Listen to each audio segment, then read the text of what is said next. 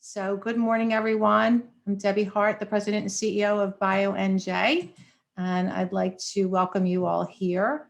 I hope that you're all doing well and staying safe at this interesting time. Not quite as difficult as 6 months ago, but interesting, does continue to be one of the descriptions. Anyway, thank you for joining us for today's important and really timely conversation. A huge thank you to our HR committee for putting today's program together, realizing how busy each and every one of you are on the committee and beyond, obviously, but and also the challenges that this particular topic is posing to so many of you right now.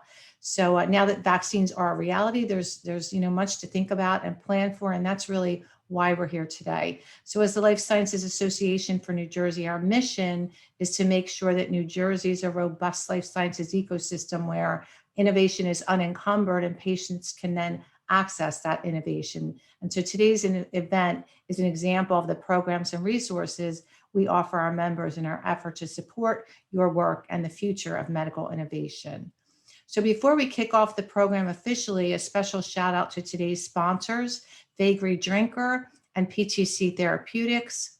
We are pleased to have Lynn Anderson from Faegre and Martin Rexroad from PTC as part of today's program. And Lynn and Martin also serve as the co-chairs of our HR committee. So we are keeping them busy in addition to their day jobs.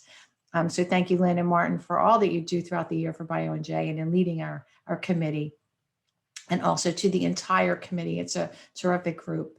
So we will be beginning with our opening speaker in just a moment. In the meantime, though, to help facilitate our conversation, we have a few polling questions for our audience. And these will help guide the breakout room discussions at the end of the program. So as you see on your screen there, we'd invite you to go to menti.com on your phone and key in this code.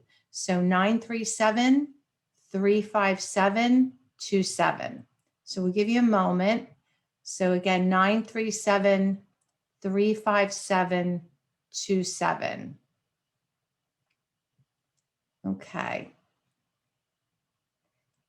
So we will go ahead and kick off with the first question. So what is your vaccine policy plan? You see the options on the screen, leaning towards encouraging vaccines, officially encouraging vaccines, leaning toward mandating, or other. Just please select your answer. I'll give you about 10 seconds.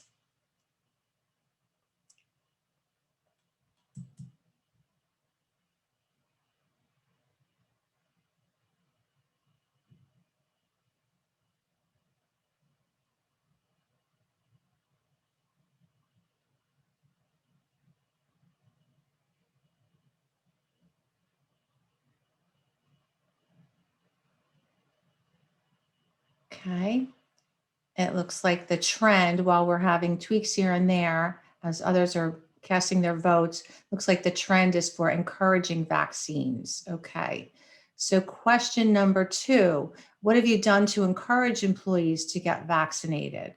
And we'd invite you to choose all that apply for this one. Communications campaign, offer services to schedule appointments, offered or planning on-site vaccines, non-cash incentives, cash incentives, or other. And again, all that apply.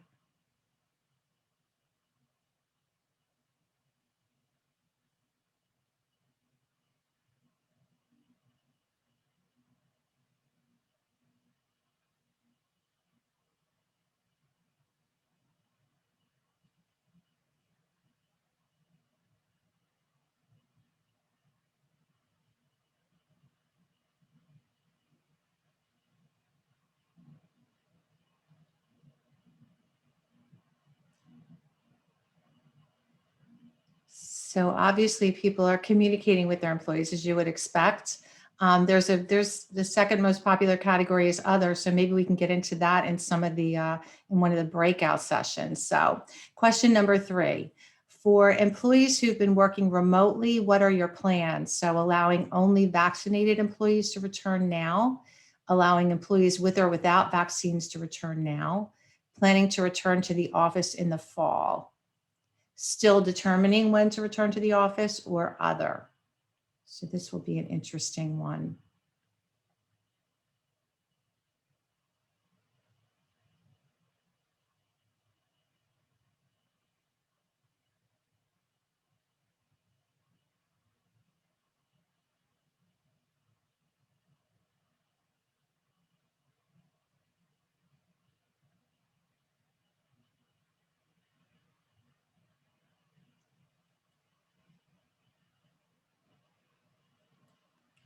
So a clear preference for planning to return to the office in the fall. So for our first speaker, there are still lots of questions out there. So thank you all for participating in our poll. And again, your responses will be used when we break out into groups. They will help the discussion along. So now let's get started with our official program.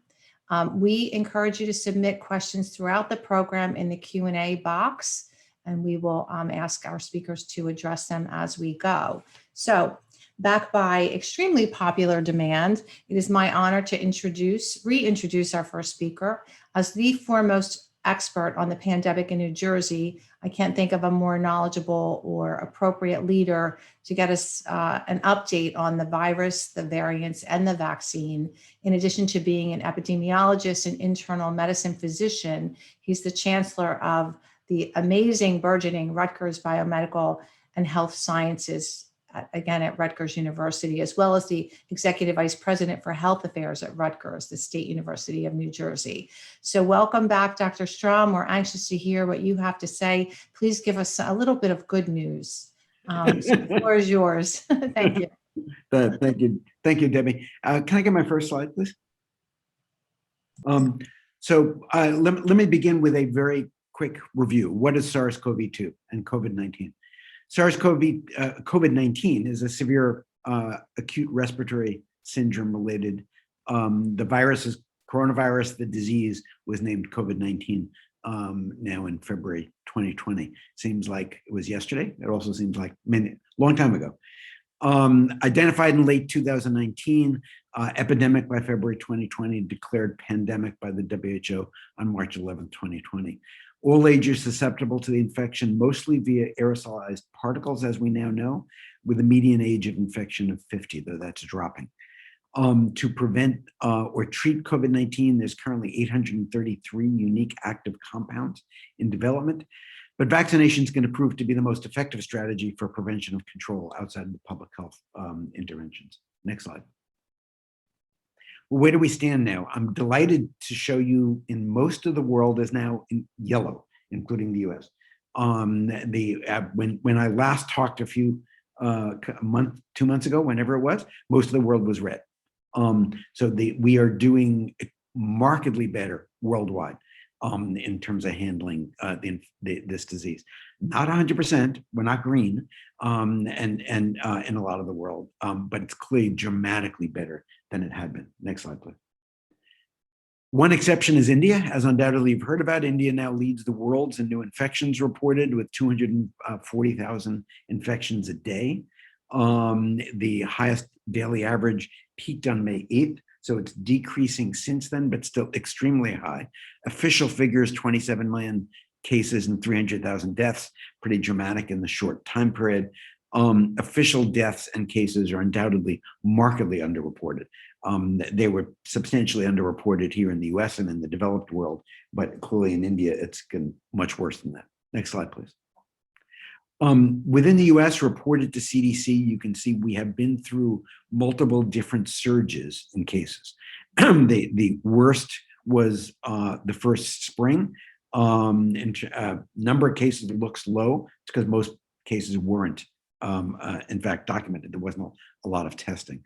Another surge last summer, which New Jersey did not have, fortunately. And then a surge over the winter, a smaller surge in early fall. In early spring, and as you can see, that is dramatically declining, but compared to just in the last couple of months. Next slide, please. If you look across the U.S., most of the U.S. is now yellow, slow disease growth, not green yet, but yellow, with a few exceptions to that, but dramatically improved compared to the way it had been. Next slide, please. If you look across New Jersey in January 7th, 2021, not all that long ago, every single county was red. Next slide, please. If you look now, every single county is yellow. Marked improvement from red being tipping point, yellow, orange being accelerated spread, to yellow being community spread. Marked decrease. This disease within New Jersey, within the whole country, but within New Jersey is melting away. Next slide, please. Cumulative burden, though, has been dramatic. Worldwide documented cases, close to 170 million cases. It's a lot of people. That's documented cases. The real cases are undoubtedly at least 2 to 3 times that. Cumulative cases confirmed in the US, 33 million. Again, confirmed, real cases are much larger than that. Cumulative deaths in the US is approaching 600,000. So far in the last little bit over a year, there have been as many deaths in the US from COVID as in almost all the wars in history put together that the US fought. We went to war over 3,000 deaths in the Twin Towers. 3,000. This is 600,000. Again, as large and still continuing, as large as almost all of the wars in our history, including the Civil War and World War II, put together. Cumulative cases in New Jersey is now approaching 900,000. Cumulative deaths in New Jersey, 23,000. Again, approaching as many deaths as the state experienced in all of its wars put together. Current hospitalizations in New Jersey are down to 641, a dramatic decline. Currently on ventilators, 94. Intensive care units, 137. These are marked declines. Statewide positivity rate is now 2%. WHO worries when it goes above 5%. In New Jersey, we were, for week upon week upon week, we were above 10%. We are now 2%. So of all testing done, this is a marked improvement that it is only 2% of cases that are positive. It means there aren't a lot of cases out there being missed. Rate of transmission is 0.7. I'll remind you, a rate of transmission of greater than 1 means each case leads to more than one subsequent case. A rate of transmission less than 1 means each case leads to less than 1 case. So the rate of transmission of 0.7 means this disease is, and this is in New Jersey, is continuing to melt away. Next slide, please.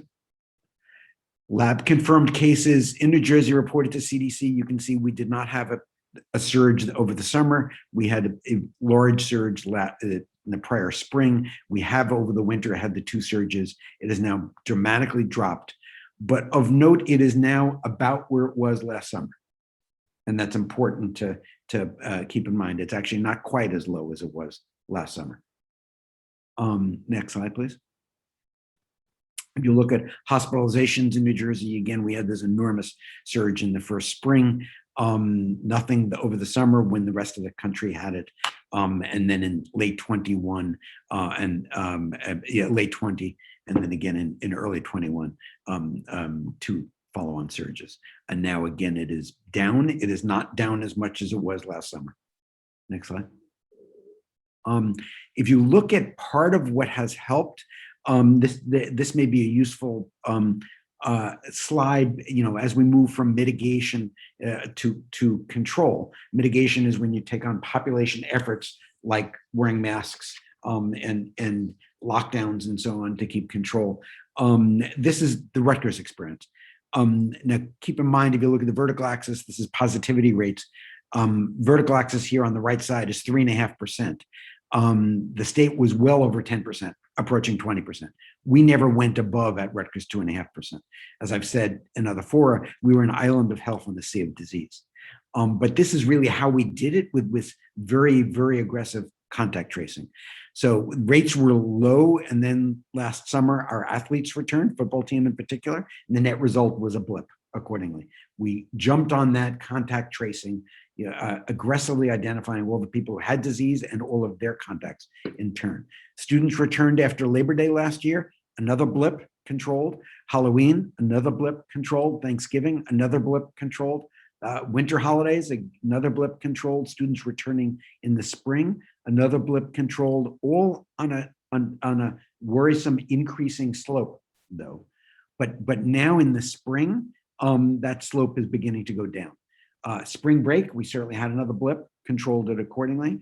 You can see in the weekly data, we were up to 1.250 cases a week.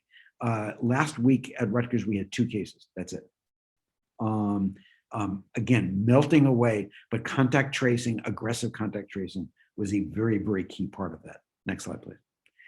If you look at variants, and again, these are Rutgers data, now every positive case, if we have large enough specimens, we get look at the type of variant, and we have moved to now almost uniformly variants, mainly UK and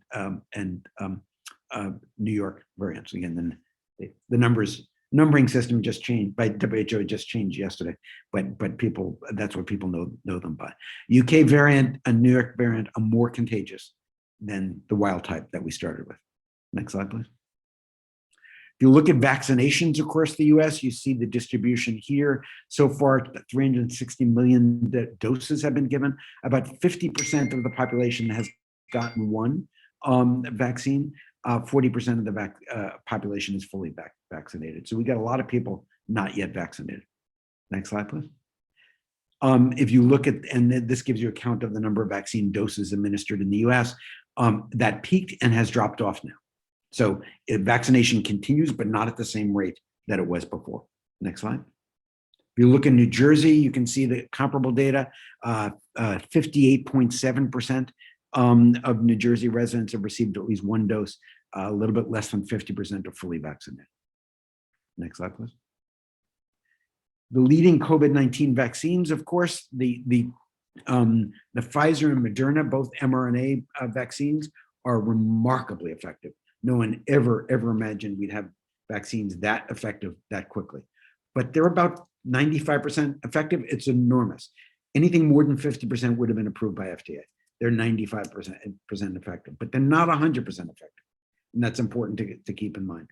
The J&J one dose, big advantages from a storage point of view, and the fact that it's one dose. Official data is 66% effective.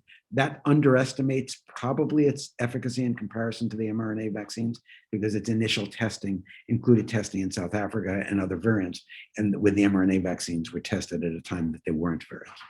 Side effects have been temporary, transient, very real. For those of you who've been vaccinated, you know that, but not serious, with rare exceptions. One of them is the Oxford vaccine, which is not approved in the US, the AstraZeneca vaccine, which has been having allergic reactions and particularly blood clots. The next slide shows you the data from J&J. A lot of concern. It was even paused because of clots in the US. If you look at that yellow line row at the bottom, that is the rate of vaccine complications. It is something less than the risk of dying from being a pedestrian. It is close to it's actually less than the risk of dying from a tornado in the US. It is less by 100-fold, more than 100-fold, than the risk of dying from COVID, even in that young age range. So this was pausing the J&J vaccine the way the FDA did was a very, very conservative move. This vaccine, yes, it causes this problem, but very, very uncommon. Next slide, please. Pfizer vaccine has now been approved for children ages 12 to 15. Rutgers has been a clinical site now for studies in younger children as well. It's the only New Jersey site. It'll be enrolling children from the ages of 6 months to 11 years old. Next slide, please. So how do we get from pandemic to endemic? On the left-hand side, you see what happens in a pandemic world. The blue people are susceptibles. Every case that exists spreads to multiple other cases. This disease has an R0 of about 5. So with no public health measures and no other safety measures, every case will create 5 new cases. If you look on the right-hand side with herd immunity achieved, most of the people a case comes in contact with are people who are immune. And so it can't really spread much. And in this cartoon, it sort of one case leads to one case. And that would be an RT of 1. As you remember, now in New Jersey, the RT is 0.7. So it's shrinking. Next slide, please. There's 2 ways to get to herd immunity. One is for everybody to get sick. The other is vaccination, clearly a preferable approach. We don't know how much we need in terms of the percentage of the population vaccinated to get to herd immunity, because this is a new disease. There are diseases that you get herd immunity with 60% of the population, some 70%, some 80%, some 90%. We just don't know. and recognize the people who've had the disease add to that mix as well. But we're only at 50% now. And we know that 25% of the population will not take any vaccine, the anti-vaxxers. So it's the difference between vaccine hesitancy and anti-vaxxers. Hesitancy are people who aren't certain, and more of them are taking the vaccine. The anti-vaxxers will not take the vaccine. That's 25% of the population. What that means is we will probably never get to herd immunity. The other thing to realize is that these percentages are of adults. The children have not yet been vaccinated. Large number of people, kids out there, though fortunately they mostly don't suffer as much from this disease, they're certainly very effective disease vectors in terms of spreading the disease to other people. Next slide, please. The other issue is mutations and variants. They continue to emerge. They're a public health concern because they have increased transmissibility, and the question is virulence. Over time, most viruses mutate to be more contagious and less virulent, because that way you're not killing your host. Right now, the current mutants are more transmissible. They are either the same virulence so far or maybe a little bit more. They've not been less, but over time, hopefully that's where we'll get. Next slide, please.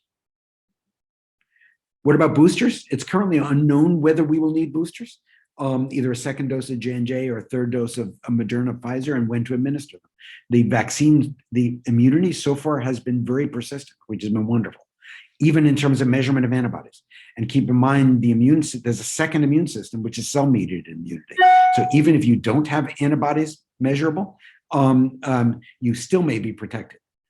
So far, people who were vaccinated or got the disease have been protected. So it's not known, it's expected someday we'll need boosters. It's not known when that will be. The other reason we might need boosters is because of the variants. But so far, the current vaccines are extremely effective at preventing severe illness. Duration of immunity is unknown, and we need to keep watching the variants and breakthrough cases. So far, the existing vaccines have worked against the variants, but whether that will continue or not remains to be seen. And that'll determine completely, those two facts will determine whether we need boosters and when, and whether the boosters will be of the same booster or will it be a vaccination against the variants instead. Next slide, please. Travel. CDC still recommends delaying travel until fully vaccinated. Travel within the US is deemed safe for vaccinated people with masking. Unvaccinated people who must travel should follow CDC recommendations. Testing, masking, self-monitoring, self-quarantining, still issues. About 75 countries are open to US travelers with local restrictions, more anticipated this summer. I can tell you over my wife's frustration, we're not traveling. We're traveling by car, not by plane, because there's still a whole lot of unvaccinated people out there. Next slide. Planning for the future, we are continuing to do an enormous amount of research. At Rutgers, we have an institute that we set up specifically to do this. I'll just show you a very, very few highlights. This is where it's based. Next slide. A lot more testing going on, development of new testing, rapid tests and other tests. Next slide, please. More therapeutics, disinfectants that are being worked on as well for sterilants. Next slide. Monitoring of sewage. As we have, as you probably know, we have required vaccination of all of our students coming in. So what we're talking about now is testing the sewage of the dorms when the students come back as a way. The students should be immune. All of their people working in the dorms may not be, and they may still get infected. Again, this disease, these vaccines are extremely effective, but not 100%, it's 95%. And so one way of detecting cases early without having to do massive testing on an ongoing basis is test the sewage. Right now, when we've tested the sewage, it's useless because it's always positive. But because even non-infectious leftover viral particles will test positively. But our hope is that the rates in the dorms will go down sufficiently that that'll be an early surveillance approach in the fall. Next slide, please. What's next? Lots of different initiatives being undertaken at Rutgers from a research point of view, and I won't go through these in detail to save time. Next slide. So I'd like to almost end thanking our healthcare workers from the bottom of our hearts. It's a sign from the Jersey Turnpike. We have 1,000 healthcare workers at Rutgers, 1,000 docs. Last spring, they were literally, unfortunately, killing themselves and exposing their families to great risk, taking care of the public. We also released our students early, graduated our students early to join the healthcare workforce. And we are extremely grateful for the contribution that they've made to treating our public, and obviously our researchers as well, to in terms of all the contributions we've made locally, nationally, internationally, to addressing this pandemic. Next slide, please. Remember that public health interventions remain the most effective way to prevent it. Reduction in the severity may lead to premature abandonment of these public health measures, and I think that's what we're seeing now. Testing, tracing, masking, social distancing, particularly important among the unvaccinated population, as the rate of vaccination is slowing. Even if 100% of the public receives the vaccine, one dose only provides 80% immunity, 2 doses provides up to 95%, but 5% of the population remains vulnerable. And we will always have 25% of the public who is not vaccinated because they refuse to get vaccinated. So this pandemic is not going away. We will learn to coexist with it. My expectation is we're going to see an increased number of cases in 2 to 3 weeks because of Memorial Day. We unleashed crowds without masks, and half of the people in the crowds were not vaccinated. And so we're going to see a wave of another surge of cases, hopefully, and then 2 weeks after that, hospitalizations, and 2 weeks after that, deaths. Hopefully nowhere close to anything we experienced in the past because of the vaccinations. And particularly we have vaccinated the highest risk people as well. So this will, but again, this is something we will learn. And I've said this from the beginning of the pandemic. This will not go away, but we will learn to live with it. We will also see it again late fall and winter as people go back indoors. And we'll see it 2 to 3 weeks again after July 4th, the same way. Next slide, please. So I'll conclude. More than a year after New Jersey's first case, we continue to find the best in ourselves and in Rutgers, and we are ecstatic for how our organization has pulled together and the contributions we've been able to make. So with that, I think that's the last slide. Thank you, everybody. Dr. Strom, thank you so much. You did give us some good news, so thank you, thank you for that. But you know, the realities are the realities. So just a question, you know, Trader Joe's, do you wear your mask in Trader Joe's? Do you go to Memorial Day picnics and do you wear your mask? Are you, you know, what are the experts doing, like yourself? Great question. So Trader Joe's, so I live outside Philadelphia. Trader Joe's nationwide says you don't need to wear masks. I went to Trader Joe's this past Saturday, and everybody in Trader Joe's, both employees and clients and myself, were all wearing masks. So from a safety point of view, the public health measures need to be continued. Half the population is not vaccinated. And even though I'm protected because I'm vaccinated, I still have a 5% chance of getting the disease despite the vaccine. And even if it's mild in my case, I can then spread it to other people, including my granddaughter. Masking remains important. Public health measures remains important. I think we went as a public from being, CDC went from being overly conservative to being overly liberal and in the process. And, you know, we are, and the vaccination, the masking is voluntary. And so we don't really know. I mean, I think the way to do this right would have been vaccine passports.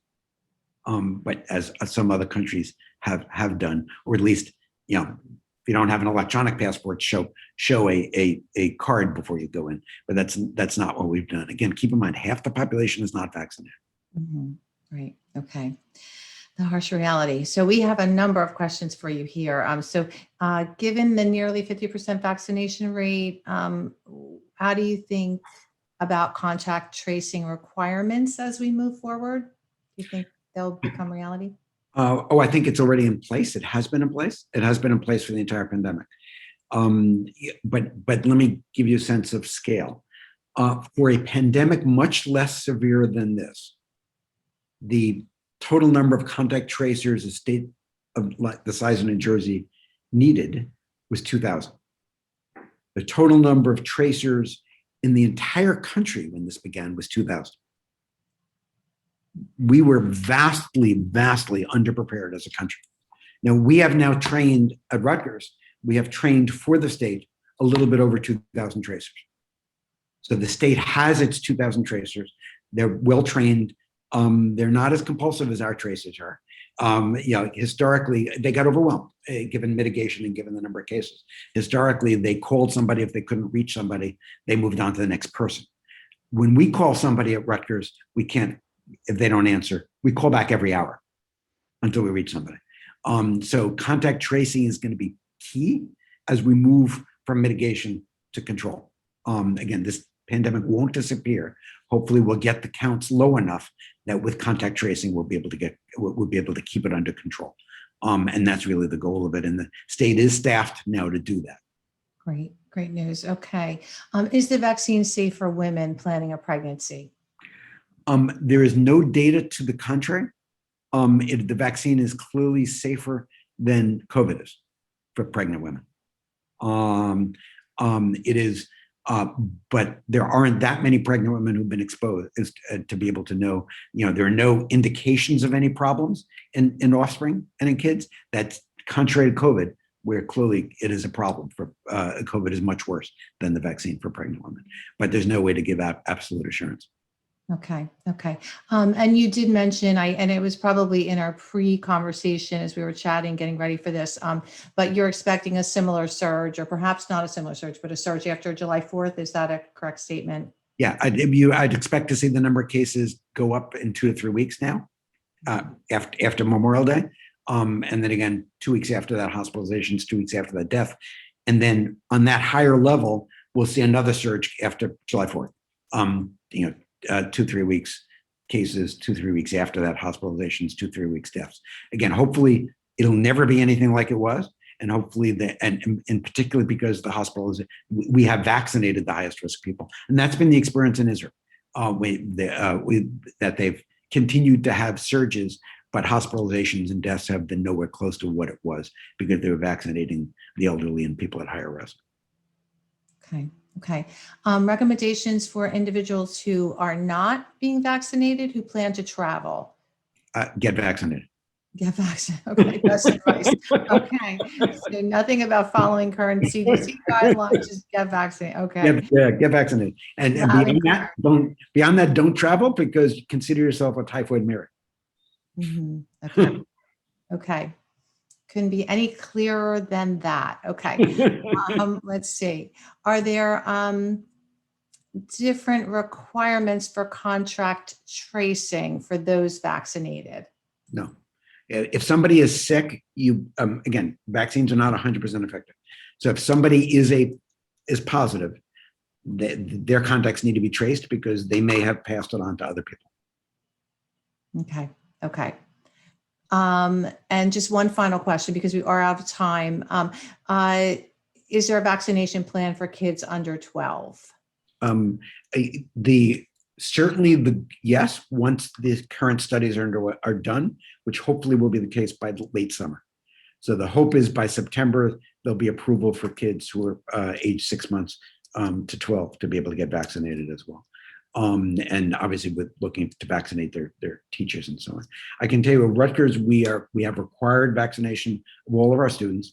And we are strongly, going back to your survey in the beginning, right now we're strongly encouraging it of our employees and staff. We have not required it, at least for now, for the employees and staff. Other universities have. So we were the first university to require it of the students. Now there's 400 that have followed us. We are not the first university to require it of faculty and staff.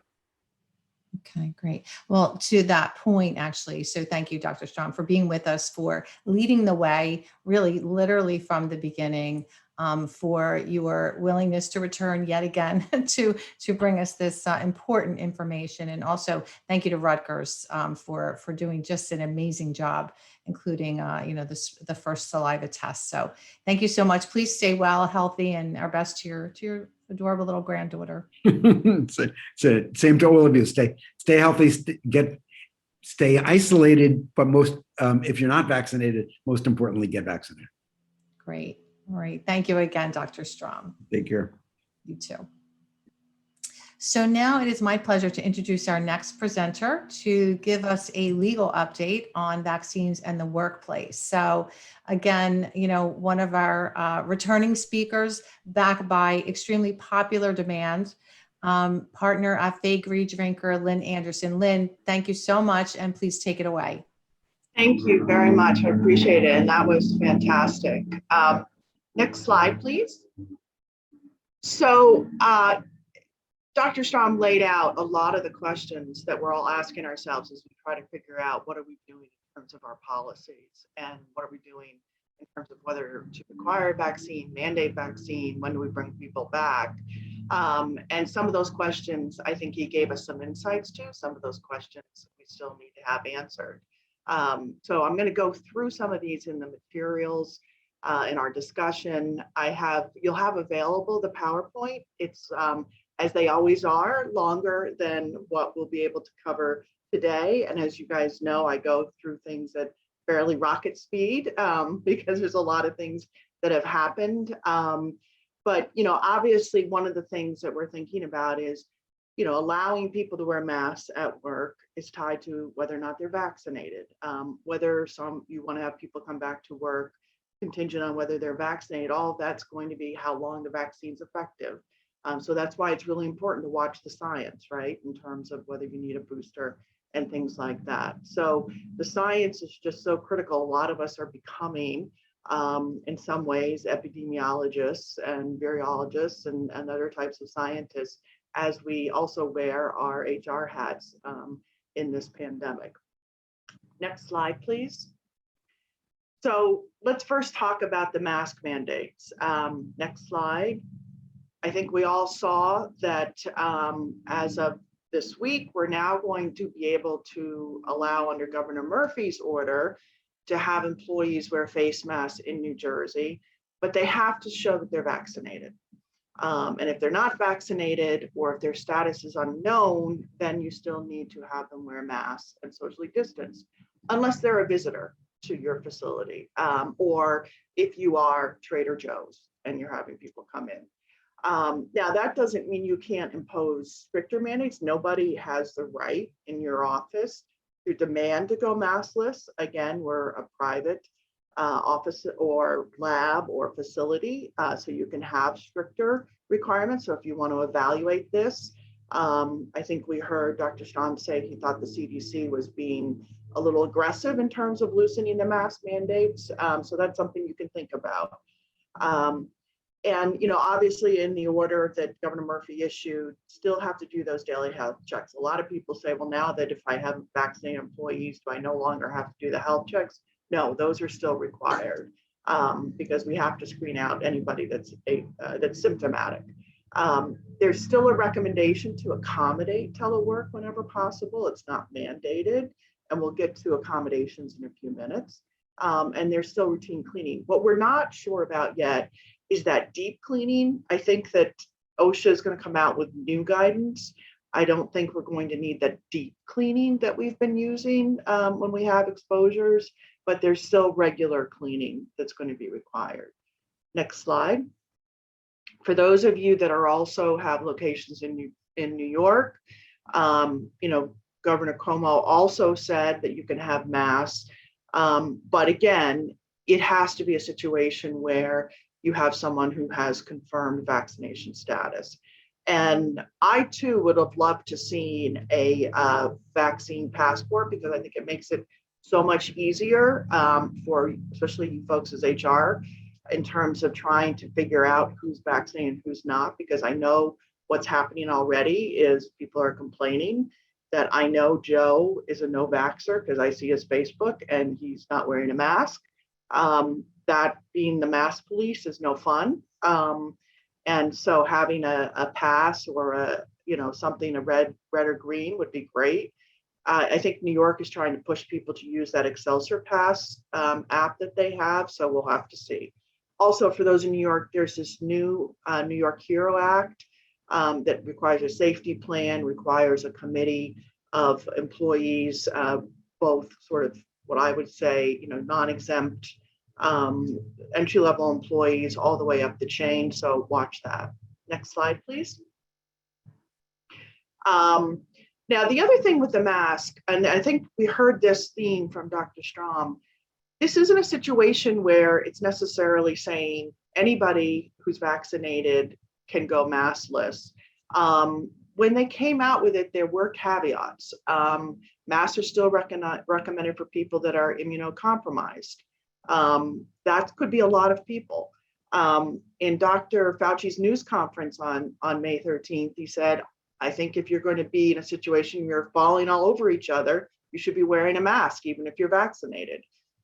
We know obviously it's going to be dependent on boosters, and then the guidance was clear, both in the guidance and the press conference. This is going to be subject to change. So again, it is a situation where there are going to be employees that even if they're vaccinated, they're going to want to or have concerns about people being maskless in the workplace. Next slide. So what do you do? I think where we're being forced in New Jersey, in New York, California, Santa Clara County actually mandates that you go out and report every 2 weeks who's vaccinated and who's not. But I think where we're going, at least in New Jersey, is trying to get your employees to voluntarily report whether or not they've got a mask, and doing that more in terms of a voluntary policy. So we've been putting together a one-pager, which is basically a voluntary vaccine policy that says we strongly encourage you to get vaccinated because of all the science that says it's a really good idea, but it's your choice. And if you do get vaccinated, we'd ask that you voluntarily tell us whether you're vaccinated, because that will help us in terms of whether or not you're able to go maskless at work, your quarantine periods, whether or not it's, you're going to be travel eligible, et cetera. You have to keep someone's vaccination status as a confidential medical record. So understand that. The form needs to say, don't volunteer any medical information. We just want to know if you're vaccinated. Ask them to give you a copy of the card, or give them fill out the information about when they got vaccinated and what vaccine, because that'll help you determine whether or not you're going to need a booster, because at some point, they're going to re-up their vaccination status. And then you've got that, and then that's something that you can keep and use to monitor if there's issues that come up in terms of whether someone should or shouldn't be wearing a mask. And then your policy can be, if you want to go maskless, I just need to verify that you are maskless. But at the same time, I would also include in the policy that everyone should be respectful about the right to wear a mask in the office, because you're going to have a lot of people who are vaccinated who are still going to want to wear a mask. But that doesn't mean they should be getting a bunch of questions about, oh, why aren't you vaccinated? The other thing is, we're finding that it's not a bad idea to suggest that if you're going to be in close proximity to someone, have a mask around and just put it on. And I hearken back to Dr. Fauci's statement that if you're going to be falling all over each other, not a bad idea to wear a mask. So this is something that we're doing to try to figure out as we go along, right? There's no playbook in a lot of COVID, how to work out allowing people to go maskless, because people are going to want to do that.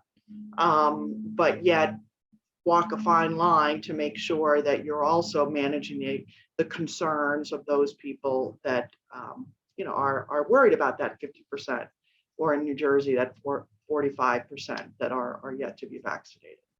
Okay, next slide, please. Now, the EOC came out with updates just on Friday.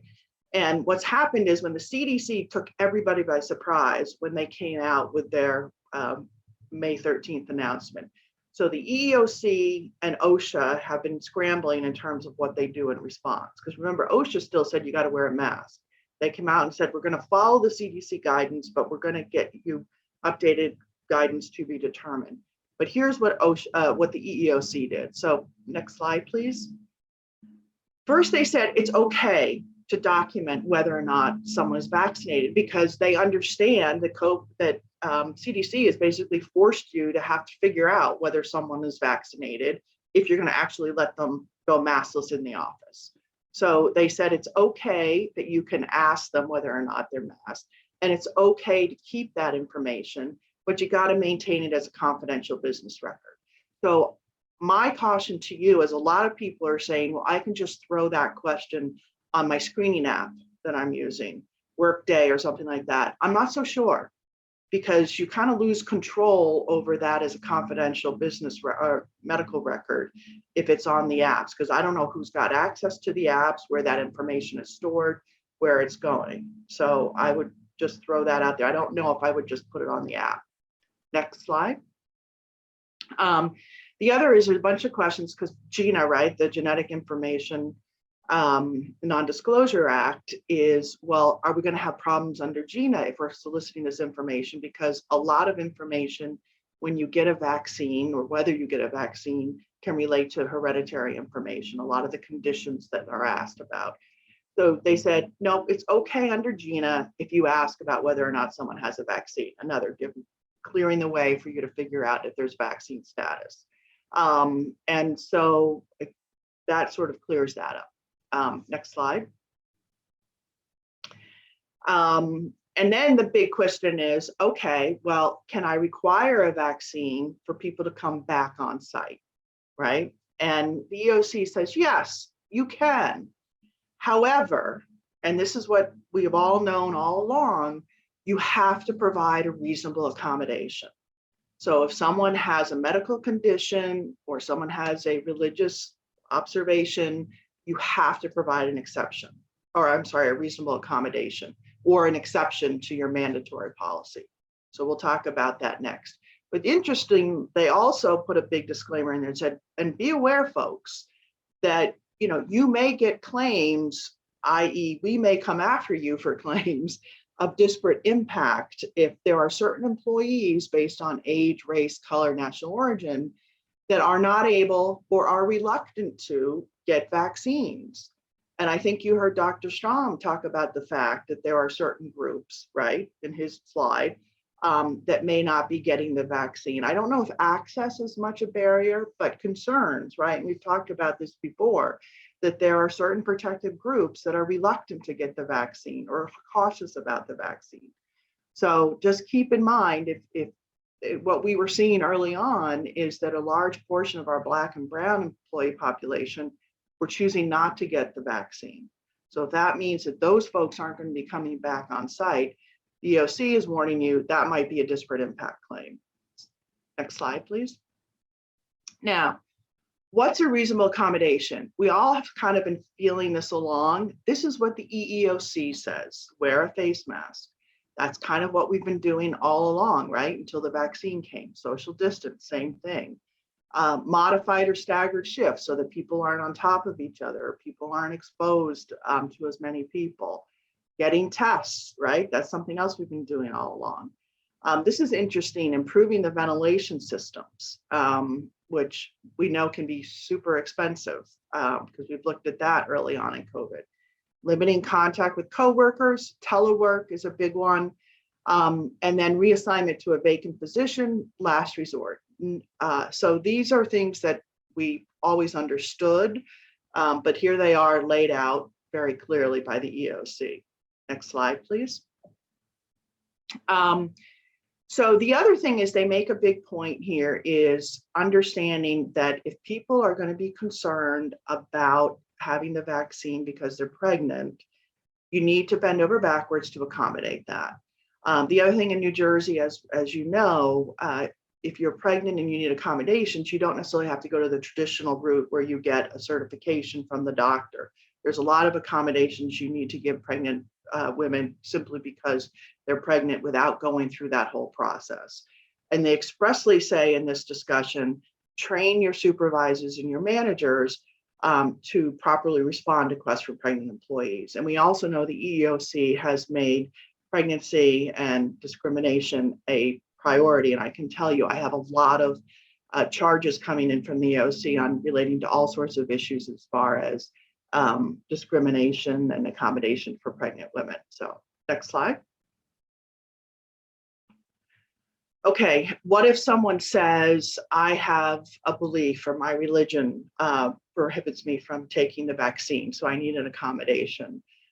You have to tread very carefully there, and it doesn't have to be a recognized religion. And if you doubt the sincerity of the belief, the EOC says you need to have a really good basis for doubting the sincerity of this belief, practice, or observance before you push them to get some kind of verification that that's what they actually believe. And I also point out this, I think I've talked to you about this before, we have a case that says veganism was a reason not to get a vaccine because there was eggs in the vaccine. So this is one to just tread very carefully, but be aware of it. Okay, and also any policy you have needs to be clear that if people needed accommodations due to either medical reasons or religious reasons, come see you so you can address it. Next slide. Okay, what if someone asks for an accommodation? Your interactive process. Please make sure you just go through your standard interactive process, use your paperwork, get the doctor certification if you need to, except for obviously as we've talked about for pregnant employees. Next slide.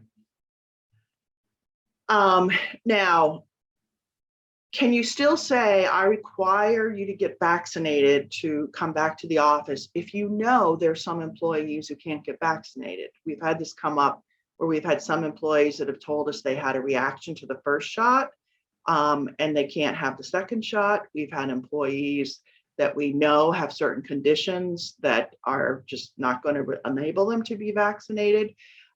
So then you go through this direct threat analysis, and it's basically, is it going to be such a direct threat to the employee that they can't come back to the workplace because it's going to be a direct threat if they're not vaccinated? And there's a whole sort of test you go through, which I've laid out. And if we go to the next slide, and the EOC says you have to think about basically what's happening in terms of what's their specific job. Are they directly exposed to a lot of people all the time? What are they doing? Are they traveling? You know, these are all the things you have to think about. Next slide. And then you say, is there another accommodation? And if there's not another accommodation, is the question then, and they can't work remotely, does that mean then they have to be fired, like a lab worker?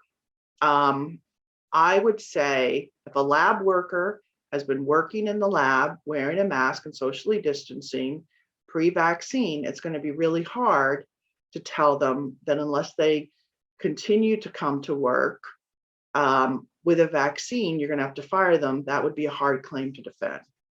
So the other thing is, if you're considering going to you must be vaccinated to come back on site, really look at your job descriptions and update them, and make sure that it's clear that those essential functions require on-site work. And it's got to be more than just we work in a collaborative environment, and it's important that people are on site to engage in that collaboration, because we've all done this remote work experience and we haven't needed to be on site to collaborate, is how the EOC is going to look at that. Next slide. Just real quick, the EOC reminded us that it's unlawful to disclose whether someone's receiving a reasonable accommodation or retaliate for someone for receiving a reasonable accommodation. So just a reminder. Next slide. Incentives, the EOC has said, yes, it's okay to give incentives to get people to either tell you if they're vaccinated or to get a vaccine. But the one thing is, be careful, you can't incentivize an employee to have their family member come in and get a vaccine if they're going to be asked questions that are going to elicit genetic information, because that might give you genetic information about the employee. So if you're asking the employee's sister or child about a condition that the employee might have. The other thing is, I don't have it in these slides, but the EOC still has all the same parameters. If you're going to do your own on-site vaccines, either you or an agent, there's a whole lot of places where you could get into trouble there. So if you are going to do that, you should really carefully review what the EOC has to say about that. Next slide.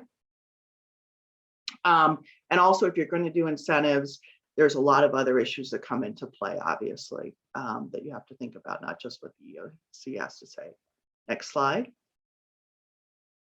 Okay, so best practices under what the EOC has to say is make sure that you're letting folks know that there can be an accommodation, train your managers, and do the individual assessments. Slide. The other thing is the EOC is careful to say, and I would remind you as well, that this is just the EOC's point of view. And so you have to make sure you're also complying with what federal, state, and local laws say, and that also, this I think was just an immediate response to what the CDC said, and the EOC had a lot of pressure, probably from the Biden administration, to make sure that they loosened the restrictions so employers could let people back to work and wear masks, and what was going to happen in terms of encouraging people to get vaccinated, because I think they want to try to get to that herd immunity. So to be continued, just to let you know. The other thing they were very crystal clear at is the legal implications of an EUA vaccine. There are a lot of lawsuits being filed saying you can't make me take a emergency use only vaccine, emergency use authorized vaccine. And so you can't make that a condition of whether or not I can come back to work. So, waiting until, and so if it's voluntary, fine, but if it's going to be conditioned about whether or not you can come on site and come back to work, you may want to wait until hopefully by the fall, we have full FDA approval for at least some of the vaccines. Next slide. Okay, just not relevant yet for us, hopefully not, but just some states do ban a requirement of a vaccine as a condition of employment. And there is legislation that has not been killed in New Jersey that we're watching. I don't think it's going to go anywhere, but it is moved on to the Committee on Health. So we'll see what happens with that. Next slide. Okay. I have some slides in here. We've been in the sort of like our own clinical trial on what does it mean to be able to work remotely as a accommodation. Next slide. Next slide. I think that the EOC, as well as the Division on Civil Rights in New Jersey, is going to basically tell you that there's very little, if you had a position that worked remotely during COVID, there's no reason you can't provide remote work as an accommodation. Next slide. We're seeing a lot of a big increase of claims filed relating to disability accommodation. So I just would caution you that think really long and hard if you're going to deny someone an accommodation of remote work. Next slide. Next slide. Okay, I just want to touch briefly on the fact that we need to really think hard as we go into this next phase, because a lot of folks are really looking at a hybrid work situation. Next slide. And what does that mean? And I think what I'm hearing and seeing is surveys are saying that a lot of employees aren't necessarily ready to come back to work, or they want to stay hybrid, they want to stay remote at least part of the time. There's a lot of poaching that's happening with companies promising people they can stay remote. And so it's something we really have to think about in terms of, and I know a lot of you are thinking about that going forward. So next slide. So big picture, I just want to raise this with you. Performance management in a remote environment is something that you really need to be thinking about, because it's going to be important. And it's not going to be necessarily the old way. You're going to have to think about it in the new context. And I think you're going to have to make sure that you're providing not only the tools for people to succeed, but also the way to measure how they're doing so that you're promoting them appropriately, you're paying them appropriately, and you've got the basis to make those tough employment decisions as well. We've also talked a lot about company culture, and I think you have a panel coming up. But what I'm seeing where it's coming into play is fighting off the silos, which you have always, but even maybe more so, implementing uniform expectations. And that in your environment is really going to impact whistleblowing. Because, part of what you do as scientists and, in clinical trials and, drug development, there's going to be situations where you've got to come to a consensus and reach a decision and move forward. And there's going to be constructive discussion, there's going to be disagreement, and there's going to be a consensus. If there's not a process to do that in the right way, then that's where you end up getting whistleblowers who say, well, I disagreed and I voiced my opinion, and then we went a different way, and then I got a demotion or I got fired. And so I think you need to make sure that even in a remote environment, you're finding a way to still have everyone come together to reach that constructive discussion and that consensus and documenting it in a healthy way. So just putting that out there. Next slide. Oh, and the other thing is reporting. So there's still people being sexually harassed on Zoom and otherwise. People are still texting each other and emailing each other and doing stupid things. So making sure that people understand how to report and how to address it is very important. The other thing, there's a lot of challenges, and I've laid them out here. And again, they're in the papers because we're running out of time. I have some clients that are saying you can work remotely, but you just can't work in these states. California is one of them. Colorado is one of them, because the compliance with the state laws is either complicated, a pain for HR, or increases exposure for claims. So I'm just putting that out there. If we click through some of these slides, I've laid just quickly, I've laid out some issues with teleworking. I've laid out where you've got some paid sick and safe leave laws. Next slide, I've laid out where you have family and medical leave statewide that you have to think about. Restructuring checklist, when you've got, next slide, you've got to think about where you're assigning people for warn, because when you do, if you do have to do a restructuring or a right sizing, you're going to have to pre-plan where people are. Next slide.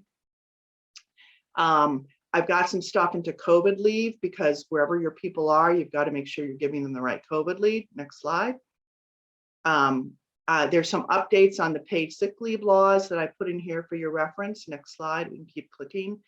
And I would just keep clicking. The one last thing I want to say is, and we can go almost to the end, equal pay laws are very important here, because where people are placed will also be important for what's the new trend, which is pay data reporting. So keep that in mind. I've thrown that in there. In Colorado, I just want to point this out. Go a couple more slides. 1, 2, 3. One more. Okay. Colorado now says if you're posting a position that anybody in Colorado, if you have one employee in Colorado, could be eligible for, you have to post what it is, what the pay is, a whole bunch of stuff. And it now says, and it's something that someone in Colorado could do in Colorado or remotely, i.e. anywhere in the United States. So if you have anybody in Colorado, this is something you should take a look at. Next slide. We have a guide up on our website. We're trying to keep up to date on stuff. It's a lot to keep up, but it's there as a reference for you if you want to look at it. And then we have, next slide, our labor sphere blog as a reference. And with that, we go to questions. Try to do it fast, Debbie. Thank you, Lynn. I mean, that was a lot of information and always valuable. We appreciate the pace at which you went. And so maybe one question. So we know that a number of our members have been interested in offering the vaccines on site. Any special considerations for employers who want to offer that? So if you do offer it on site, you have to be careful because, as you all know, if you've gotten a vaccine, there's a lot of pre-vaccine questions in terms of your underlying medical conditions, health history, and that elicits medical information that the EEOC, the ADA says are medical inquiries that, as an employer, you're technically not supposed to be making. So when that information starts coming out, you are going to be responsible for that. And once you have that knowledge, you can't go unlearned. And what you do with that information, either in terms of record keeping or because it's something that may be then imputed to be a basis for decision making, causes a whole host of problems. And then the other thing, as you know, when you got your vaccine, you're in a room with a whole lot of people and people can overhear what someone tells the person next to them. Mm-hmm. So, and even if you have CVS or some other group come in to do it for you, it says it's on not only your responsibility, but whatever your agent does, we're going to hold you responsible for that. So it's to the extent you can just have people go to third parties to get the vaccine, it just eliminates a lot of risk for you. Okay. Well, and in other words, they should call you. Right. Thank you so much, as always. Just always so interesting, and it's just delightful to have you with us. So appreciate you coming back again and again. Yeah. So next up, our panel of industry leaders are going to discuss what returning to the workplace looks like amidst the new norm, and with all of the myriad things we just heard from our speakers. So to moderate the discussion and introduce our panelists, so we have a real hot trick for you today. Three of our most popular speakers between Dr. Strom and Lynn, and our next up, Chief Culture and Community Officer for PTC Therapeutics, Martin Rexroad. Martin, welcome and thank you. Thank you, Debbie, and Lynn. Thank you as always, because I always feel like I'm caught up on the law and the stuff I forget, I know where to turn to. So so thanks, Lynn, as always, and Debbie for sponsoring this. So we now turn to the panel. So this is an opportunity to hear from people that are actually struggling with the things that we're all struggling with. And today the panel includes Angie Becken from Sanofi. So that's a very large company. Chris Kozik, who is at Genmab, which is about 1,000-person company. So that's medium size.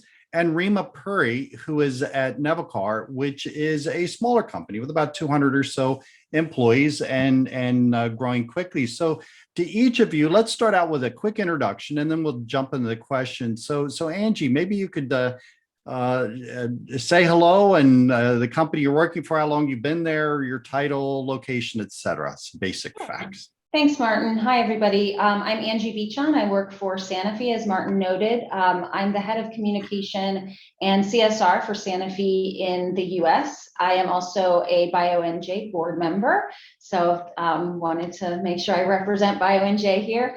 And I'm also serving as part of Sanofi's crisis management committee, so I'm dealing with a lot of the issues that we've talked about today. I've been with Sanofi for just about 5 years. Have been in pharma my whole career, and I'm based in our Bridgewater, New Jersey location. Thank you, Angie. And at some point you can share with folks what it's like to convince people at a vaccine company to take a vaccine. So we'll save that for we'll save that for later. And Chris, welcome. Maybe you could do a quick intro. Sure. My name is Chris Kozik. I lead global human resources for Genmab, and as Martin said, we're rapidly becoming a mid-sized biotech. We have a growing presence in the US. I've been with the company for just about 3.5 years, and I have the pleasure of leading the global human resources function for the organization. Thank you, Chris. And Rima, over to you. Sure. Hi, my name is Rima Puri, and I lead the HR function at Nevacar Inc., based out of Bridgewater, New Jersey.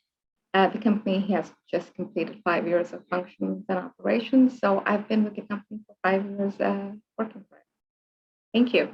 Well, congratulations, Rim. So let's jump into this on returning on site. So the first question is, what are your plans or policies for returning people on site or traveling to client sites? And Chris, let me start with you. And I know that one of the things we practice at BioNJ is sharing information with each other. And I know that you have a policy you've created, but why don't you tackle this one first for us? Sure. I think the concept around returning to work and presence on site is really an approach that's going to be unique to any particular company. And it's going to be based on a couple of different things: your culture and beliefs, the your general overall competency as a workforce in operating in a remote manner, the maturity of the company, and the nature and the strategy of your business. And so for GenMab, when we started thinking about policy, and we started thinking about policy in terms of future work, return to work quite early, with an intention of being able to message this to our workforce early, and ensure consistency and less change management at what we would hope to be a quick end to the pandemic. We evaluated all these things, and we're a relatively young but high transformation biotech. We're just over 20 years old, but we're going through, I think, what could be the greatest evolution that any of us experience in the industry, going from R&D to commercial.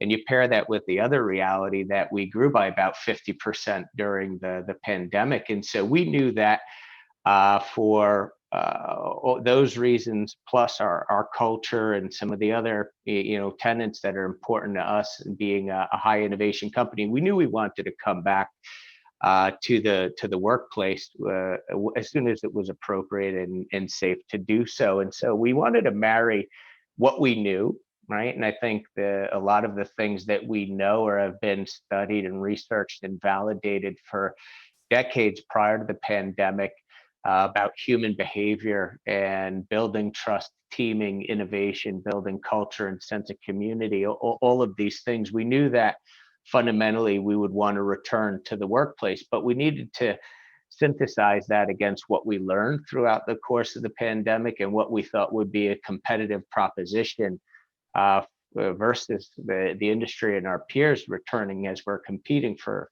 talent.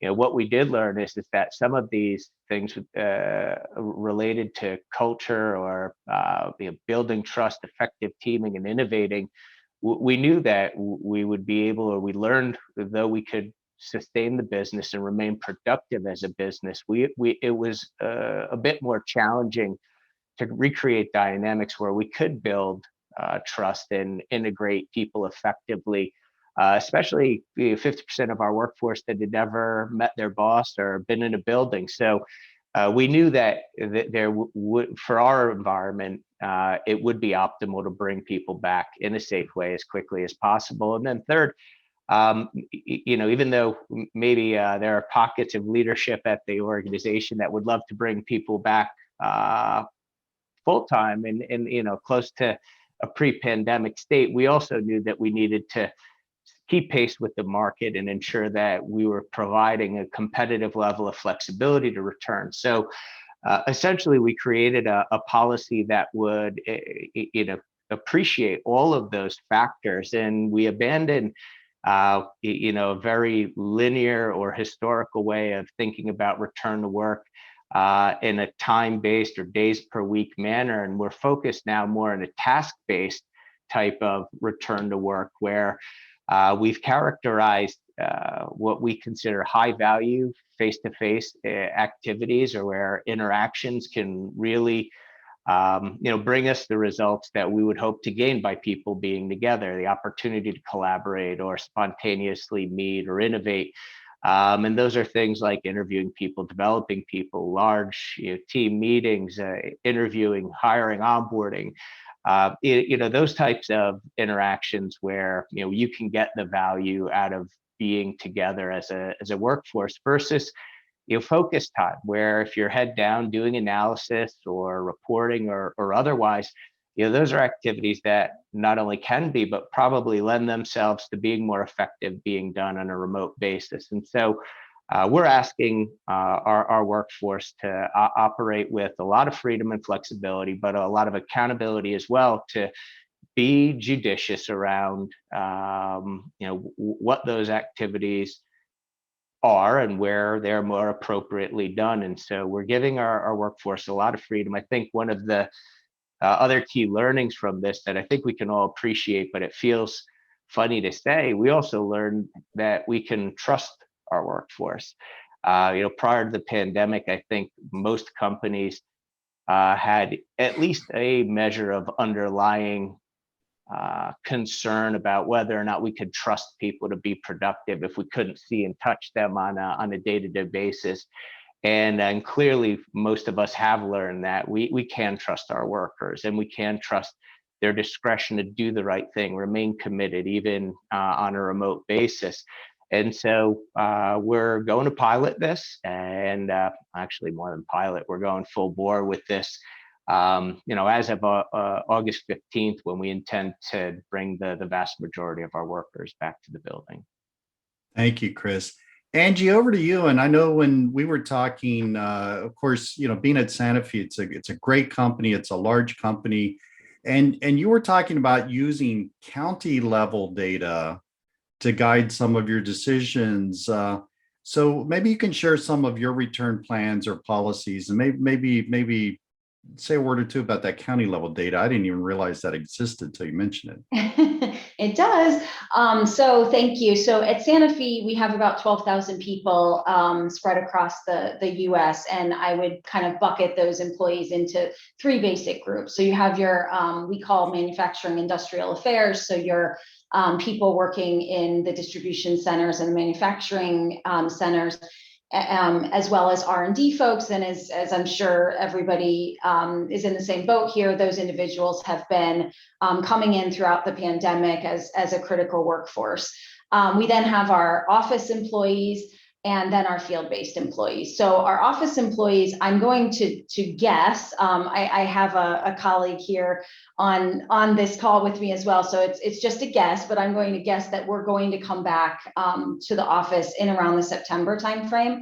We committed to giving employees a 3-month notice period for when the office would open, and the notice will go out next week. So we have actually a meeting this evening of the crisis committee. And if I were a betting person, I would bet that the decision will be made to open up in September for office-based employees. The county level data that we talked about is really about our field-based employees. So we're tracking approximately 3,200 counties in the United States. And we have a website where the data goes into the website, and the field-based people check that website every day for the next day to see if their county is red, green, or blue. And the obvious are red, don't go out into the field; green, you're free to go out into the field; and then blue just means there are some extra details that you need to check. Now, of course, in all of this, at the end of the day, the decision about whether our field-based employees would have interactions is really down to where they would have interactions. So our physicians' offices, hospitals, et cetera, letting them in or not. And if so, what are the restrictions in place? That's the ultimate decider. But before we even allow employees to get to the door to see if they're allowed in, they need to check that website to see if they can go out. Obviously, a year ago, most counties were red. Today, thankfully, most counties are green. So we have a lot more field interaction, but that was Sanofi's way of getting really, really specific in terms, because the states are huge, right? So look at a state like Texas, where maybe in Dallas you have an outbreak, but in the middle of Texas, I don't know a city in Texas, sorry, Texans, but maybe it's safer to go out. So that was our way of ensuring that any restrictions we were putting on people for their safety, of course, and that of our patients, were really specific to their personal situation. So that's how we manage that. Thank you, Angie. And Rima, over to you. For some of us, we remember being in really much smaller companies where everybody's together. Tell us about what you're doing as you're making plans or policies for returning people on site. Sure, thank you. So as a smaller company, we obviously had a little bit more nimbleness to be able to bring people back. We did shut down at the peak last year, but started coming back very slowly with the guidelines that the state was providing, and chose to follow state guidelines and CDC guidelines as our guiding principles in determining which phase of people can come back in, and had a lot of flexibility built into the teams that were coming into work starting June end into July last year. And post Labor Day, we were approximately about 25-30% team coming back to work. Again, mostly essential workers that needed to come in specifically for R&D phase. Starting January of this year, we've been on a consistent coming back mode.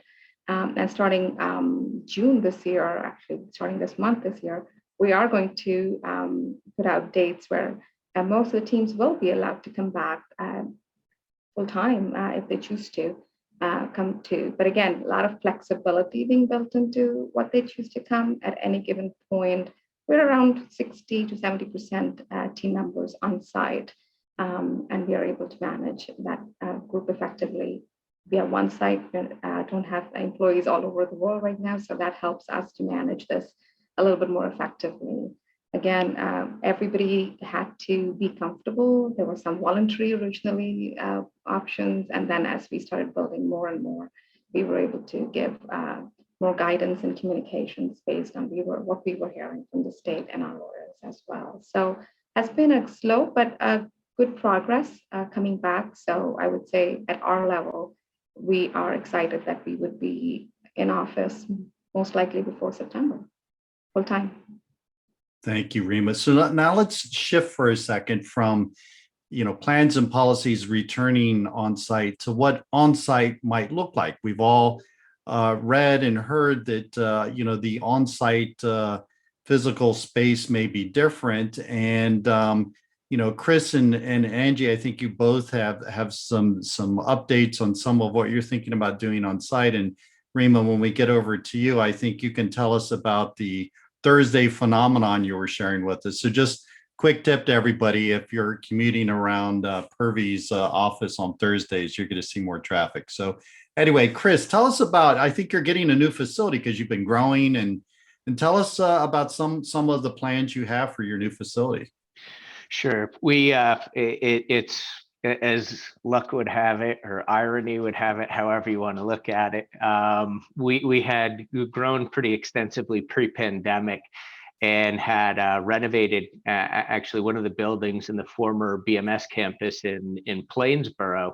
And literally 2 weeks before we were set to move into the site, the pandemic hit. And we actually have grown our workforce to the extent we've already outgrown the new space before people have actually stepped foot in it. So we've got what I'm hoping to be a very positive surprise factor in front of people to come back to the workplace. It's going to be a new experience for most of our workers. The vast majority of people outside of our lab and lab support professionals have either never been into the site or been into the site, one or two times. And so, our intention to bring people back is to really effectively help people manage through change. I think we put a huge premium on change management practices and concepts when we went from a predominantly office working to a more remote working environment at the beginning of the pandemic, and our intention is to have just as strong a focus on change management, bringing people back, because I think we're to a degree underestimating the level to which work and personal lives have gotten intertwined, and it's not going to be a flip of a light switch to simply bring people back. And so we're trying to create an environment with, where we can promote all of our campus amenities, give people a really positive experience coming back, but helping them also anticipate change and bring people back gradually with tons and tons of flexibility.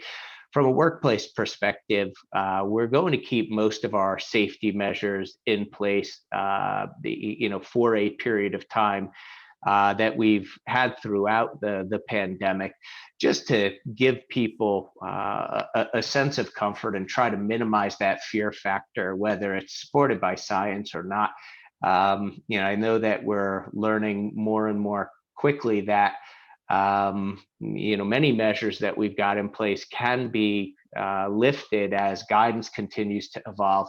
But we're going to take a more conservative approach in terms of safety measures, because we're taking a more bullish approach in terms of bringing people back to the office. And so on one hand, we're focused pretty intently on managing fact-based safety of our workers. But on the other hand, we need separate strategies to manage the emotion and perceptions around our return to work strategy and safety in general, in addition to the fact that we will have a mixed vaccinated and unvaccinated population returning to the sites. And so we'll continue our practices related to reduced conference room capacity, social distancing, masking in the office, individually packed lunches. Our gym facilities and the like will have restrictions as well. But the other beauty of it is that we are bringing people back in the spring and summer. We've got a nice outdoor amenity package in the campus as well. So it does give us an opportunity to leverage some of that as well, and both manage the physical safety, but also the emotions and concerns related to coming back in a relatively early manner.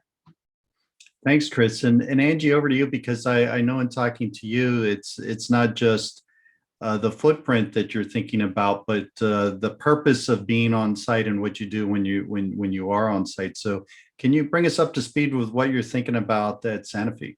Yeah, thank you, Martin. So and again, this is specific to our office-based workforce, but at Sanofi, when we come back, we will come back to a hybrid model. So this is actually a global Sanofi policy, if you will, not just US, but we'll come back to about 50% on-site time and 50% remote time. And the purpose of the on-site time should really be for collaboration. So what we don't want anymore is just people sitting like I am here in front of my computer in an office by themselves working all day, because we've proven through the pandemic that we can effectively do that from home. So when you come into the office, we want it to be purposeful, and we want it to be about collaboration and seeing one another. And we're kind of evolving some of our workplaces to make sure that is more, that the workplace is more conducive to that collaboration when you get there. So for example, taking away private offices, certainly having touchdown space for private work if you need to do it, but evolving some of the footprints so they are much more about collaboration than about that individual work. So again, once the states lift the mandates for social distancing, et cetera, not, of course, forgetting what I just learned from Lynn. So when we're all free to do as we please in the office, we will come back with that collaborative model, and about 50% of the time. Thank you, Angie. And Rima, over to you. And I know that you have a bit smaller organization, but one of the things you shared with us was that, some of it is when people are coming back. So maybe you could talk a bit about your site, whether it's changing, whether it's staying the same, and share this little tidbit about what you discovered about Thursdays. So thank you. Yes. So we had made some changes based on recommendations for 6 feet. Meeting rooms were closed off, as well as requirements for PPE coming in were all implemented. And some of them continue to stay with us as we begin to adhere ourselves to this hybrid model, which I agree with both Chris and Angie that this is going to remain going forward, and we are adapting ourselves going forward. We have introduced core times to our teams, whether you're in office or remote. Please make sure that you're available for collaborative work so that teams can, access and calendars can be managed. And for that, you have to provide them the right tools so that they can do this particular type of work. At the same time, we are also opening our office areas in terms of conference rooms and auditoriums so that the teams can collaborate and meet with all the rules that we think are necessary for those groups of people to come together and have that type of thing. So again, tools, electronic tools, so that this particular type of work can take place. And the interesting tidbit about monitoring as we take our temperatures and safety requirements every day, we found out that surprisingly, Thursdays was our most effective in terms of most people to work a day, which we thought Tuesdays would be our theory, but Thursdays came out to be an 85% team on-site work as a reference of taking who is on site for temperature taking. So it was an interesting tidbit. But we are very cross-functionally determined group. So we work a lot of our work is all cross-functionally managed. It would be safe to say that if we do not have these tools, the company would have to really come back to work. So this particular media of working hybrid works for us in a lot of senses. So we are happy that we will be continuing going forward in adapting these things as we go forward. That's all. So focusing on flexibility for a moment, I think we've all seen surveys, and we probably conducted some on our own, where very few people want to stay at home all the time unless maybe they've relocated out of the area. And it seems like very, very few people want to come on site. These are office employees 5 days a week. And so there's kind of this 2 to 4 day range. And then what time do you start and what time do you end? So real quickly, if you could share what you're thinking or what your expectations are for how much time you expect people to be, or where you think things might naturally fall into, maybe what sort of ratio time you think that people should be on site or you're expecting them. And so not to change it up here, Chris, I'm going to start with you. What are you all thinking as far as percent on site, off site, maybe the time of day, maybe people come in later, maybe there's flexibility to that. What can you share with us that you all are thinking about? Sure. We're thinking about essentially a 60-40 split, but not measured over the traditional week-to-week period of time, but more on a month-over-month period of time, which may be a week at a time of focus work being done at home versus time in the office. There are peak periods of again, those high value face-to-face activities, and this will take a bit more coordination across departments and teams in order to ultimately be effective. And so, but we thought 60-40 was the right mix for us, 40% remote, 60% in the office, because again, we think that's the right mix for us.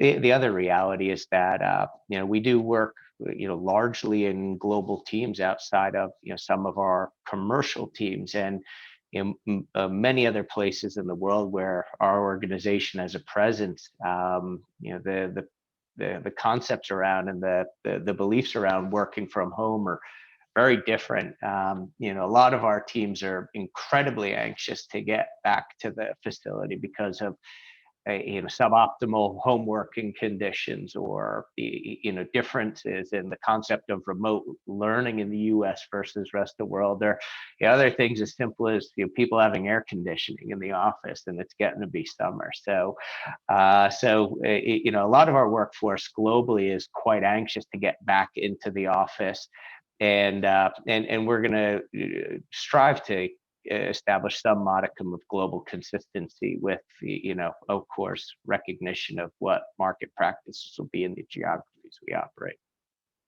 Okay, thanks, Chris. Angie, same question. Do you have any sort of expectations for some sort of split in the office, remote, or any thinking you can share with us? Sure. So at Sanofi, the policy, again, post-pandemic, will be about 50-50. And I agree with a lot of what Chris was saying relative to the global norms. And that's why I sort of made the point earlier that this is more of a global policy, because in some places in the world, this is, I would call it extremely progressive, where in the US, it's probably about the norm post pandemic. So I think the most important thing to note for us is that we're really relying on the individual employee and his or her manager to manage the flexibility as is appropriate for that specific job. We know we can't say to 12,000 people, okay, Chris, you're in from 8 to 5 and Angie, you come from 2 to 7. I mean, it's impossible. So we have to ultimately rely on the fact that we're all adults. We're all trying to do the best thing for patients and the company. And if that means that you had a call with Paris where we're headquartered at 6 a.m. and therefore you come in at 11 that day because that's when you can get out of the house, that's totally fine. So part of being a global company is that sometimes you work very odd hours in the morning or at night, and we all accept that. But I think the flip side of that coin is to have the ultimate flexibility, which comes with a lot of personal responsibility. But we have to trust our employees and know that they'll do the right things. And as long as they're getting the job done, I think that's the point, not so much monitoring. Did you really come in here 3 days a week? We made a joke, like, what are we supposed to do? Put the newspaper headlines in front of us and take a picture and send it in? Like, see, it's Tuesday, I was here, right? That's not feasible. It's not ever going to happen. So how do we then roll this out? We simply say, your adults, be responsible. The expectation is about 50% of the time. So we're hoping that it works. We're confident that it will work. And I should say, we had pretty good flexibility prior to the pandemic. So I don't see any changes really post-pandemic.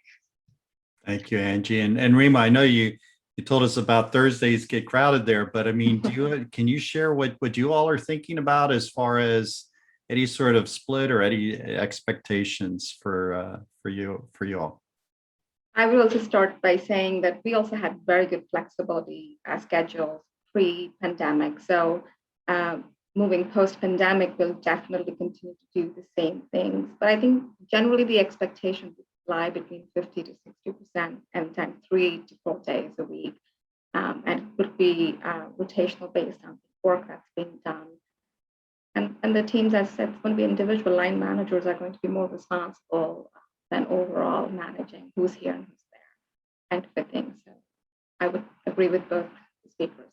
That's where we'll play as well. Okay, thanks, Rima. And so the last big question that I have for the three of you, and then we'll see if we have any questions from the audience, really focuses on wellness, right? So I think we all have been called upon during the pandemic to focus on wellness needs of our employees and families and even into our communities. And just to give each of you a chance to maybe talk a bit about what you've done during the pandemic and what your thoughts are of programs that will continue once we start returning on site. So just to mix it up, I'm going to reverse the order. Sorry, Chris, I know you were jumping at the mic there. So Rima, let me start with you. So talk about wellness and what you've done and any plans that you might have going forward.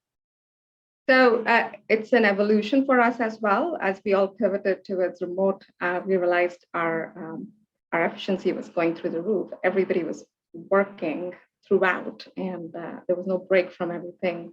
So we kind of instituted some no email days kind of a thing for a group of employees so that everybody gets a break. Bingo was a very big hit for our team. We had rounds of bingo and the team participated as a whole, and we had some interesting gifts that got everybody to take a break from what they were doing. We also realized a large population in our company was very caged in and did not have a family and friends in this area. So, kind of started working with them, had a family connect day for each group, and that worked out very well to break some of this isolation issues that we were seeing that were happening in terms of people being just alone in their offices. So wellness, we had a lot of online resources, a lot of training, learning management systems that we moved online and be available to teams. but we found that having these community activities that we could conduct played a very big role. So continue to develop those. And now as we're coming back, we are hopefully organizing a picnic so that we can all see each other after 2 years. We have some babies and some facial hair growth that we have not recognized. So we have to connect with all of them. Wow, that's great. Great stories. And never underestimate the power of bingo, right? I guess that's part of the story here. Angie, over to you, and things that Sanofi has done with wellness and things they're thinking about continuing to do. Sure. So I would say there are three main things that I would highlight. One is a focus on mental health. Two is this open mic idea. And three is community. So if we start with mental health, same as you just said, too much Zoom, the workday spreads into all hours. You've got kids or babies or dogs at your feet. It's the same for all of us, right? So what I have seen at Sanofi, and I will give credit to the organization, they have a really nice wellness program anyway, but there has been a really nice focus on mental health and trying to make sure that we're giving employees the resources they need, the time they need, and really the space that they need to say, I need a break. I need a day. I'm not Zooming, or I'm not turning my camera on today, or whatever it is. So some programming there that personally I think has gone a long way. The idea of open mics has become pretty big. So we've done this all along at Sanofi, but during the pandemic, we've done more what I would call like a lunch and learn. So we pluck an expert out, particularly obviously during this time, our vaccines experts have been in very high demand. So very much like we did today with Dr. Strom, tell me what's going on with vaccines. I have this personal question that I want to ask. Is it okay for this or that? What's going on in the clinical trials? Sanofi has our own vaccine trials going on, so updating on that. But you mentioned earlier, Martin, the idea of, how do you convince people who work at a vaccine company to get a vaccine? My answer is, well, we shouldn't have to, but right, we're all human beings. And so we need to lead with the science, show people the safety and efficacy of the vaccine. And, what we found really effective is telling stories of people like me. So no matter who you are, you're more inclined to do something if other people like you are doing that thing. So showcasing employee stories, showcasing patient stories, and putting our experts up for open conversation. So ask them anything. That would be the second thing. The third thing that I'm really proud of is just Sanofi's community activity. So we started something called Sanofi Acts, and it's highlighting both the big and small things that people across the company are doing to help in COVID. So whether it's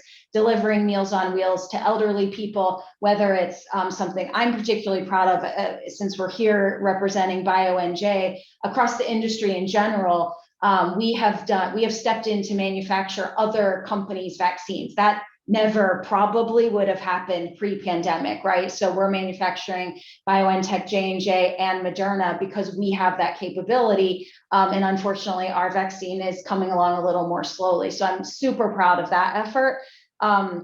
And then just another kind of side story. I didn't realize this, but I did realize that we had the brand Gold Bond. What I didn't realize was that Gold Bond used to make hand sanitizer. So in our factory in Chattanooga, Tennessee, they got out the old recipe, and people came in nights, weekends, when they weren't scheduled, and they ran lines of hand sanitizer when it was in shortage, and they delivered it to local healthcare workers and hospitals. So I think the idea of employees and the company stepping up in fantastic ways that we could share across the organization, that is part of wellness, right? Because you have such pride in what you and what the industry are doing, and that just generally makes you feel better. So I would say that sense of community is a big part of wellness for us as well.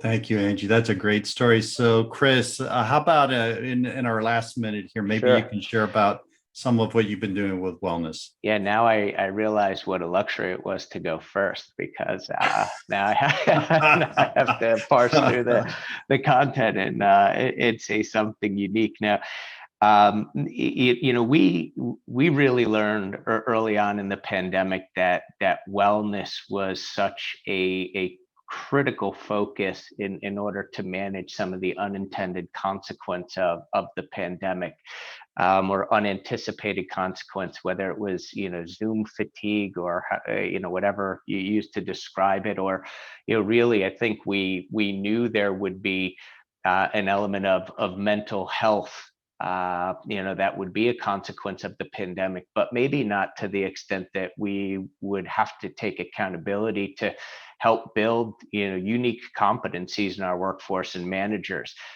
We've had a lot of focus on empathetic leadership at this point, really to help our leaders who are touching the lives of more of our employees, perhaps manage or lead with a different lens of empathy and compassion at this point. And it's even a part of let's call it a return to work e-learning module that people are going to be taking when they return to the workplace, to ensure that everybody understands our safety protocols and how to operate in the environment effectively, navigate through a new site that they've not been a part of.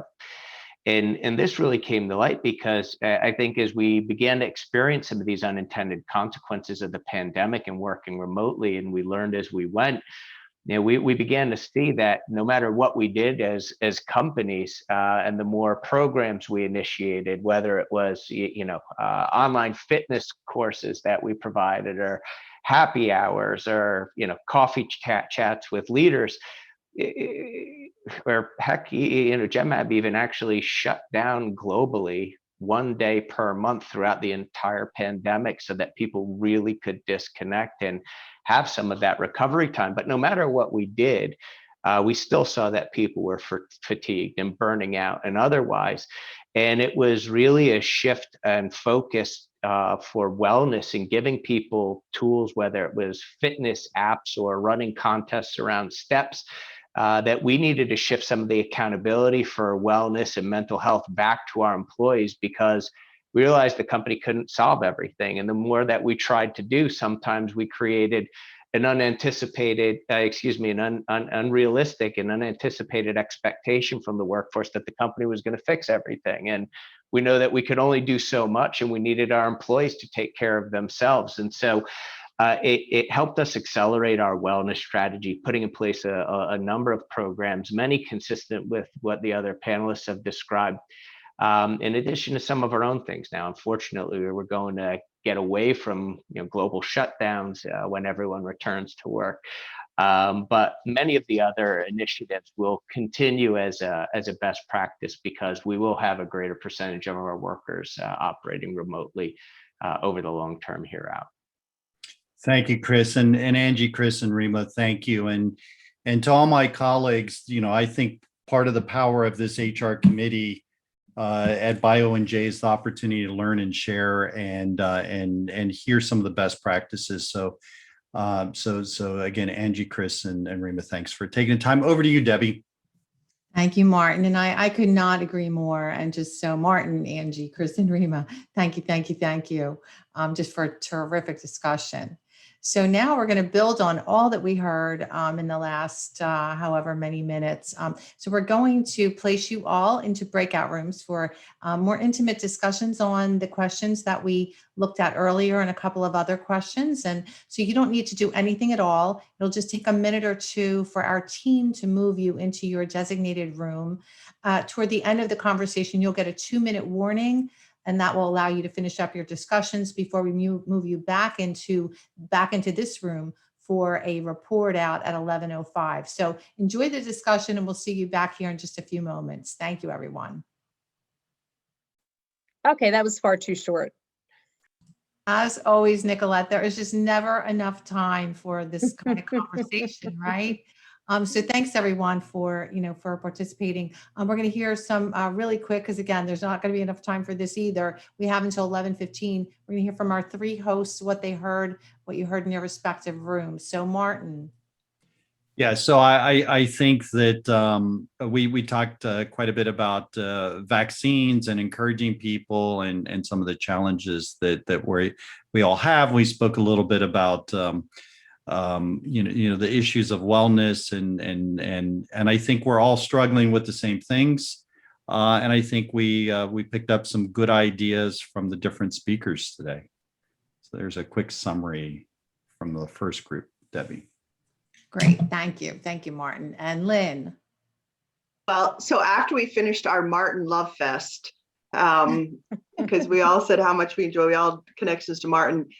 We talked about the fact that we're going to have sensitivity in terms of why people aren't wearing masks, and actually tied that into a discussion to align with our DE&I efforts and how we're communicating in terms of facilitating folks, especially our diverse employees, may feel uncomfortable getting vaccinated, and how to find ways to communicate resources to those folks, which also morphed into a discussion of ways to explain and validate the science and the rigor of what's going on behind the vaccines to hopefully give people confidence, but at the same time, making sure that we're not overstepping so that people are going to say, I relied on something you told me, but citing to science and studies and things like that.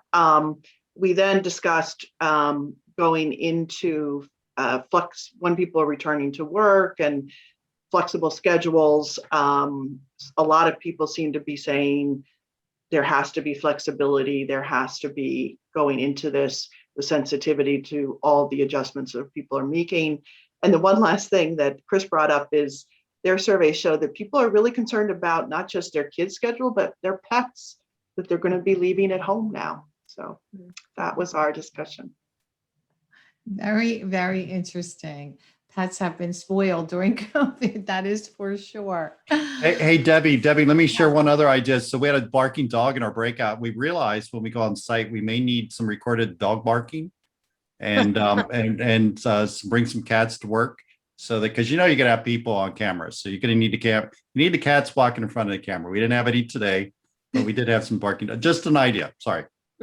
That's great. Well, this group represents a group of well-behaved cats, apparently. Nicolette, over to you. Thanks, Debbie. Yeah, so we had similar conversations. I mean, really kind of starting with the thought that culture is king, because obviously it has to work within your culture.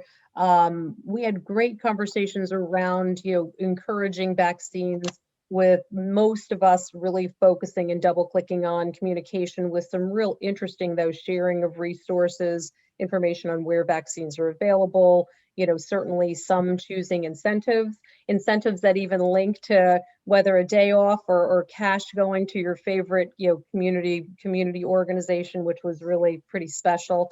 I think also probably interesting for those that, that shared, we probably have about, among the folks where we could kind of quantify, I'll say like a 70 to 90, 95% vaccination rate, which is really great, which is really a helpful place to start from.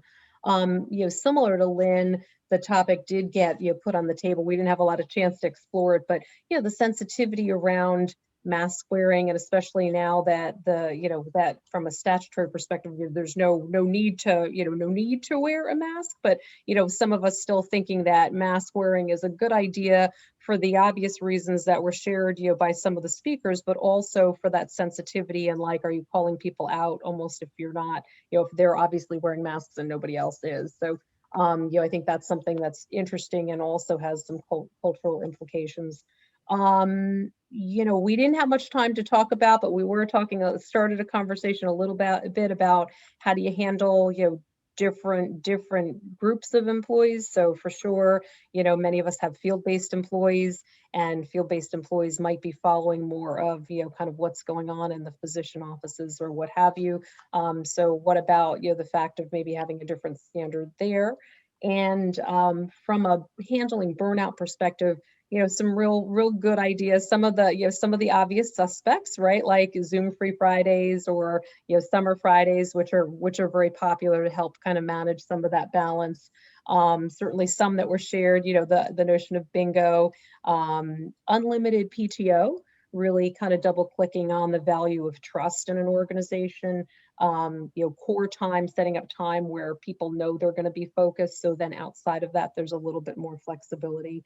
So just overall, a really great discussion. Was sad to have it cut short. Terrific. Well, thank you. Thank you, Nicolette. And, you know, certainly these conversations will continue. In fact, in the pre-call with the panelists, Dr. Brian Strom committed to come back yet again to talk to this group as, you know, as the science develops, and certainly maybe we could twist Lynn and Martin and others' arms to do the same as we continue out of this situation. So it does look like we're getting out of time. Thanks everyone so much. Thank you to our three leaders in this session, all of our panelists, Dr. Strom, and I hope that you did find this to be valuable. And I should tell you that, so Angie Bichon led a return to the office task force for us at BioNJ. And one of the things we looked at was how BioNJ, how we will handle our meetings moving forward. And so that return to the office task force, which actually Lynn and Martin both served on as well, left us a lot of flexibility, really. But at the end of the day, right, we're following the science. We are now hoping that in the fall that we might have at least one meeting in person. We're modeling our C-suite summit in late November, mid-November, to be in person. We will design it in a way that we could morph to virtual if the science, et cetera, mandates that. But more to come, obviously. We're all figuring this out together. So with that, I thank you again to our committee, our sponsors, our speakers, all of you for joining us. And we do hope again that you found it to be valuable. And we look forward to seeing you at future BioNJ events. Call Kim Minton if you'd like to know more about membership. And most importantly, stay safe, stay healthy. And in Dr. Strom's words, please get vaccinated. Take care, everyone. Thank you.